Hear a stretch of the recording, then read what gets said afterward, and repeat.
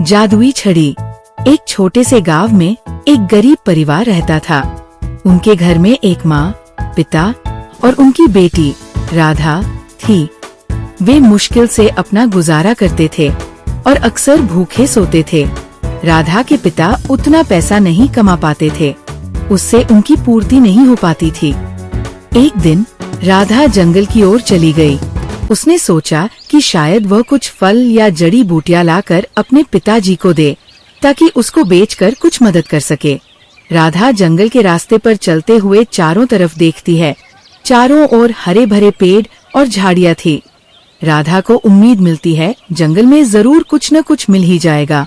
जंगल में जाते हुए राधा ने एक बूढ़ी महिला को देखा जो कमजोर और भूखी लग रही थी। राधा को उस पे दया आ गई। उसने अपने पास का थोड़ा सा खाना उसे दे दिया। राधा बूढ़ी महिला को खाना देती है।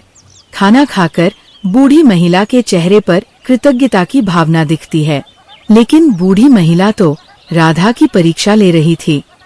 बूढ़ी महिला ने राधा की दयालुता से प्रभावित होकर उसे एक जादुई छड़ी दी, जो स्वादिष्ट भोजन बना सकती थी। राधा जादुई छड़ी को चमकता देख उसके चेहरे पर आश्चर्य और खुशी थी। राधा खुशी खुशी घर लौटी और अपने माता पिता को जादुई छड़ी के बारे में बताया। राधा अपने माता पिता को जादुई छड़ी दिखाती है। उनके चेहरे पर खुशी और उत्साह की भावना थी। राधा ने छड़ी से पहला भोजन बनाया और टेबल पर विभिन्न स्वादिष्ट व्यंजन प्रकट हो गए। पूरे परिवार ने आनंद पूर्वक भोजन किया। राधा और उसके माता पिता खुशी खुशी भोजन करते हैं। फिर राधा ने सोचा क्यों ना जादुई छड़ी से और लोगों की मदद किया जाए। राधा और उसके परिवार ने जादुई छड़ी का उपयोग करके गांव के अन्य भूखे लोगों की मदद की।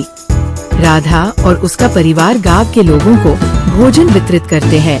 सभी के चेहरे पर खुशी और संतोष की भावना थी। जादुई छड़ी की मदद से पूरा गांव समृद्ध हो गया और कोई भी भूखा नहीं रहा। एक दिन एक लालची व्यापारी ने जादुई छड़ी के बारे में सुना और उसे चुराने की योजना बनाई। जब राधा खेल रही थी तो लालची व्यापारी छिपकर वो राधा की ओर देखता है। रात के अंधेरे में व्यापारी चुपके से राधा के घर में घुसकर जादुई छड़ी उठा लेता है। जादुई छड़ी मिलते ही वह बहुत खुश होता है। व्यापारी ने जब छड़ी का उपयोग केवल अपने लाभ के लिए किया, जिससे भोजन खराब और बेस्वाद हो गया। व्यापारी ऐसा देखकर बहुत निराश होता है।